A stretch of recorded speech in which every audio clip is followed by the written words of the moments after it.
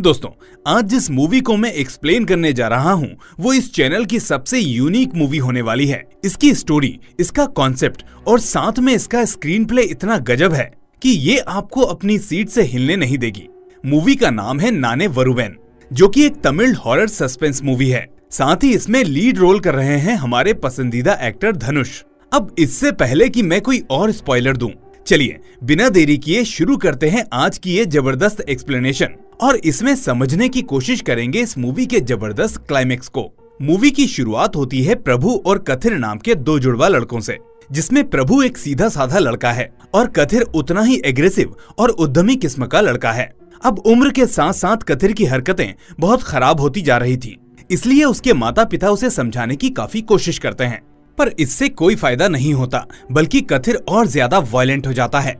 एक दिन गुस्से में उसके पिता उसे एक पेड़ से बांध देते हैं, लेकिन रात होने तक वो वहाँ से गायब हो जाता है। माता पिता सोचते हैं कि उसने सुबह खुद ही छुड़ा लिया होगा और कहीं भाग गया होगा, इसलिए कल सुबह तक वापस आ जाएगा। पर हम देखते हैं कि उसको एक पागल किस्म के आदमी ने किडनैप कर लिया था, जो इंसानों को किडनैप करके उन्हें हंट किया करता था।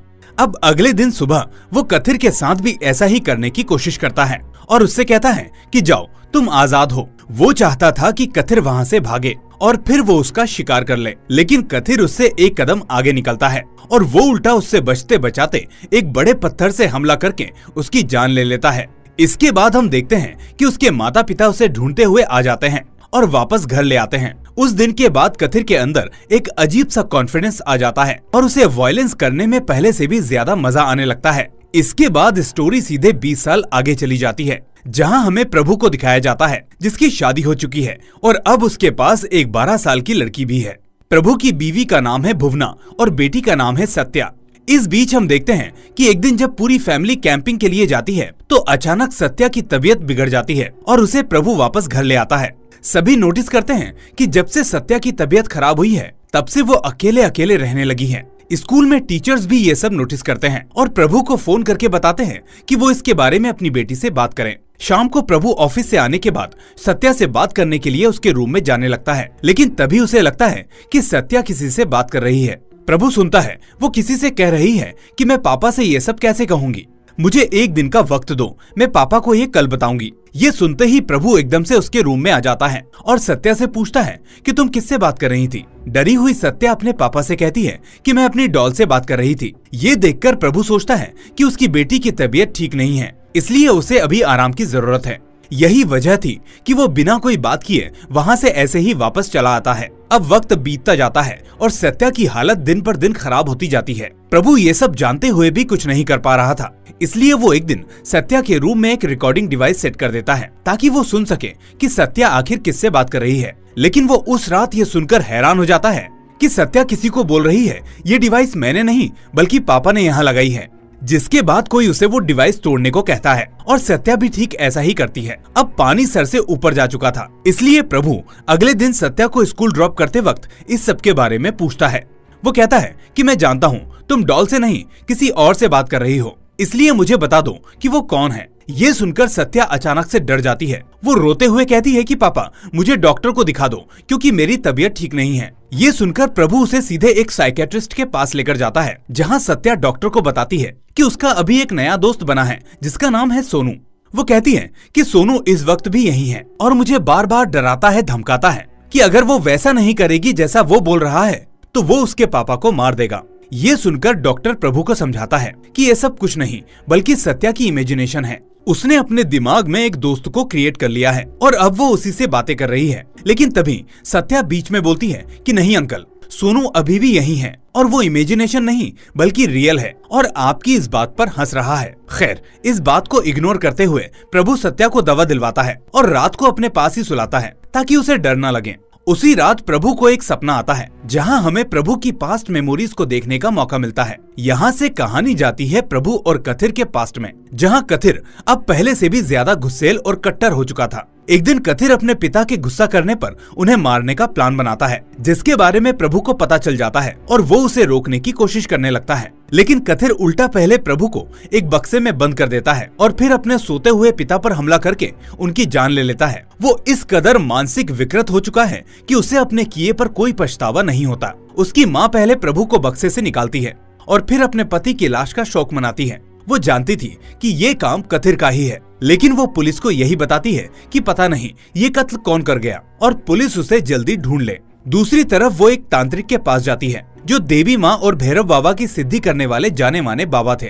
वो प्रभु की माँ को बताते हैं कि अगर प्रभु कथिर के साथ रहा तो वो उसे भी मार डालेगा, क्योंकि प्रभु का अपने भाई के साथ रहना अनुकूल नहीं है। वो कहते हैं कि तुम्हें अपने दोनों बच्चों को एक दूसरे से अलग रखना होगा, सिर्फ तभी उनका जिंदा रहना संभव है। जब भी वो पास आएंगे तो एक दूसरे की मौत का कारण बन जाएंगे। ये सुनकर अब प्रभु की माँ प्रभु के साथ रहने का डिसीजन ले लेती है और एक दिन अपने दिल पर पत्थर रखकर कथिर को मंदिर के बाहर छोड़ आती है। इसी के साथ स्टोरी जाती है प्रेजेंट में, जहाँ प्रभु का सपना अचानक से टूट जाता है और वो देखता है कि सत्या उसके पास नहीं है। वो देखता है कि टेरेस का गेट खुला हुआ है, इसलिए वो फौरन भागते हुए ऊपर छत पर पहुँचता है, जहाँ उसे सत्या दिखती है जो नीचे कूदने ही वाली थी।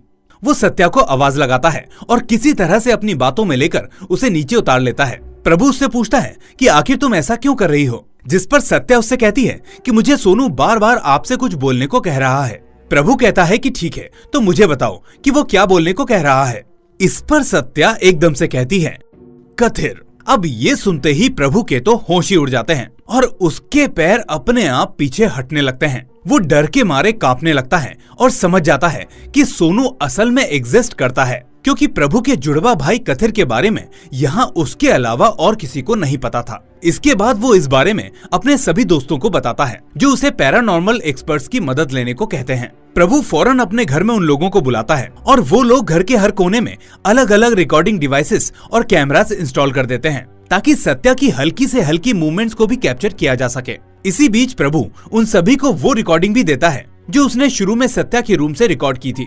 वो लोग उस रिकॉर्डिंग को काफी लो फ्रीक्वेंसी पर रन करते हैं, जहां सत्या के साथ साथ सभी सोनू की भी आवाज को सुन पाते हैं जब उसने सत्या को उस डिवाइस को तोड़ने के लिए कहा था। प्रभु जब ये आवाज सुनता है तो उसका शरीर पसीने से भीग जाता है और अचानक इसी बीच घर की लाइट चली जाती है। तभी वो सभी ये देखते हैं कि सत्या अपने कमरे से गायब है। इसके बाद वो यूवी लाइट्स को ऑन करते हैं और सत्या के ट्रेसेस को ढूंढने लगते हैं। थोड़ी देर बाद वो देखते हैं कि सत्या अपने रूम से बाहर तो आई थी, लेकिन फिर वापस अपने रूम में चली गई।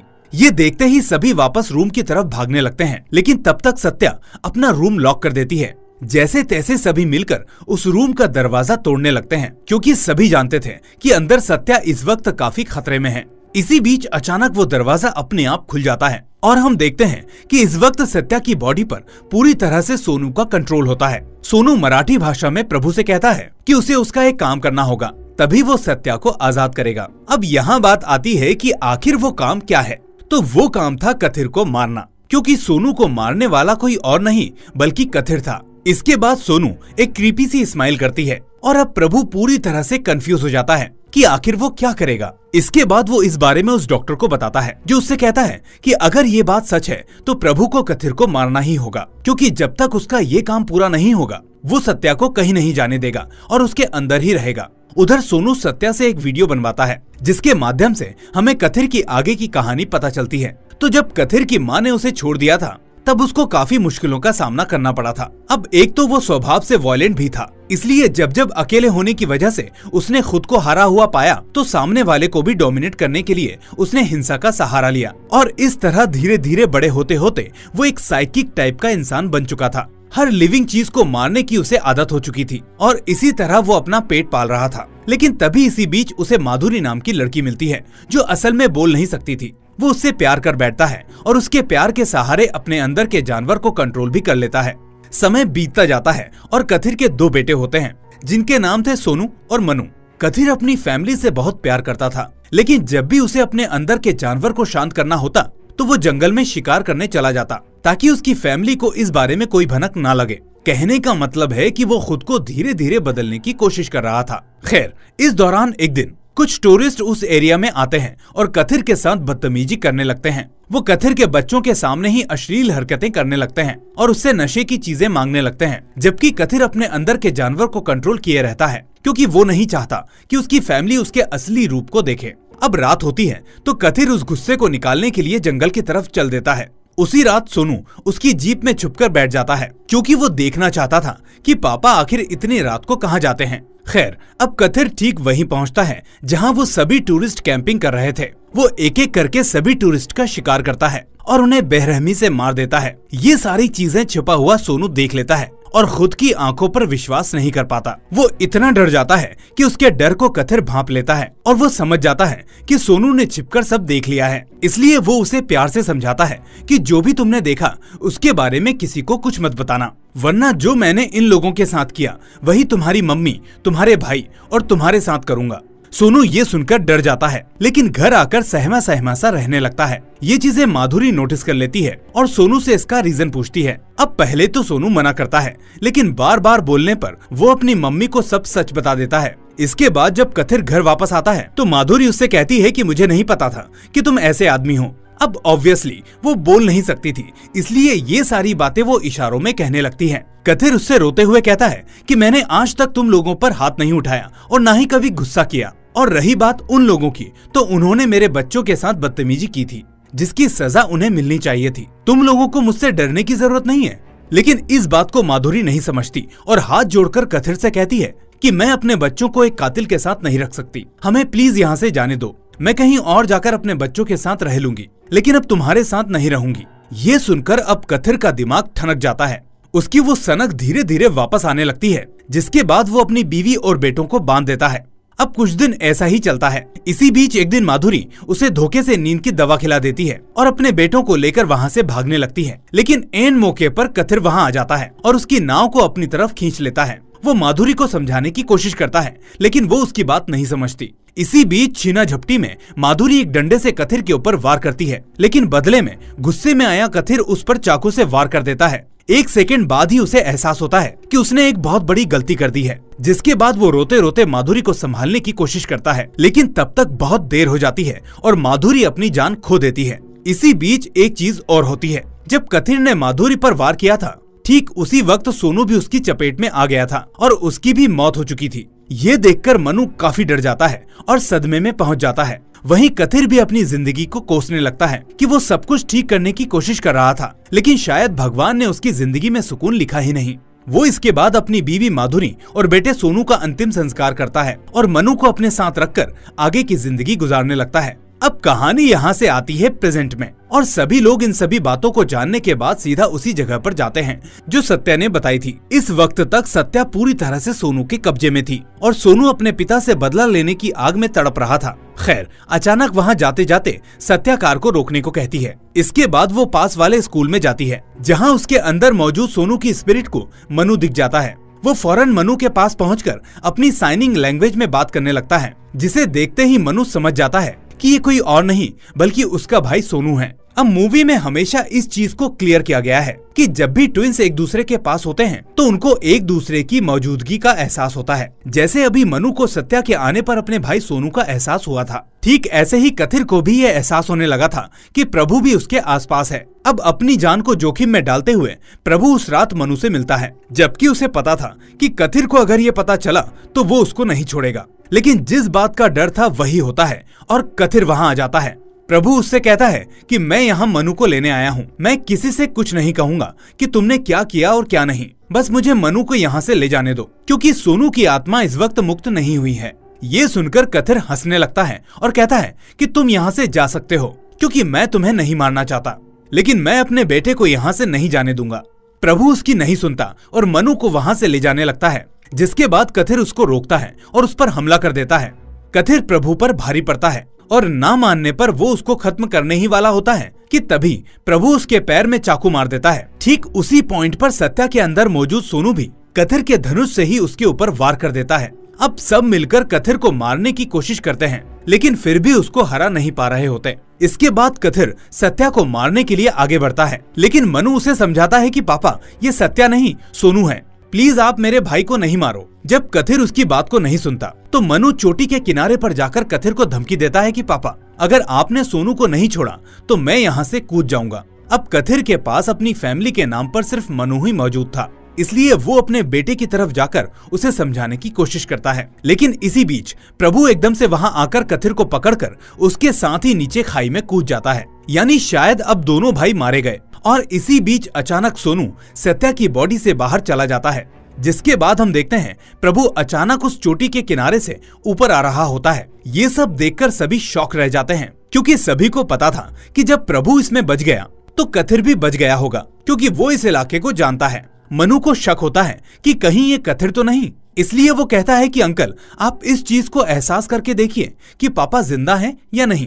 प्रभु अपनी आंखें बंद करता है और ये जानने की कोशिश करता है कि उसका भाई उसके पास मौजूद है या नहीं। अब कुछ देर बाद हम देखते हैं कि प्रभु ठीक वैसे ही आंखें खोलता है जैसे कभी कथिर खोला करता था। और इसी के साथ होता है इस मूवी का दी एंड। तो दोस्तों, डायरेक्टर ने इसकी एंडिंग हमारे ऊपर छोड़ दी है कि हम इसको कैसे देखना चाहते हैं। हालांकि मेरा मानना है कि असल में ये प्रभु ही है जिसके अंदर शायद कथिर की स्पिरिट आ गई हो, क्योंकि इतनी जल्दी अपने भाई के कपड़े बदलना, उसका गेटअप लेकर ऊपर आना कथिर के लिए भी पॉसिबल नहीं था। लेकिन हो सकता है कि जब प्रभु ने उसके बारे में सोचा हो तो उसके शरीर में वो आ गया हो, क्योंकि जिस तरह मनु अपने गुस्से की वजह से मुक्त नहीं हो पाया था, ठीक वैसे ही कथिर भी अपने गुस्से की वजह से मुक्त ना हुआ हो। खैर, आपका इस बारे में क्या सोचना है मुझे कमेंट करके जरूर बताएं। साथ ही इस वीडियो को लाइक, शेयर और चैनल को सब्सक्राइब करना ना भूलें। मैं अपने पुराने चैनल को वापस लाने की कोशिश में अभी भी लगा हुआ हूँ और हो सकता है कि जल्दी ही उसमें सफलता भी मिल जाए।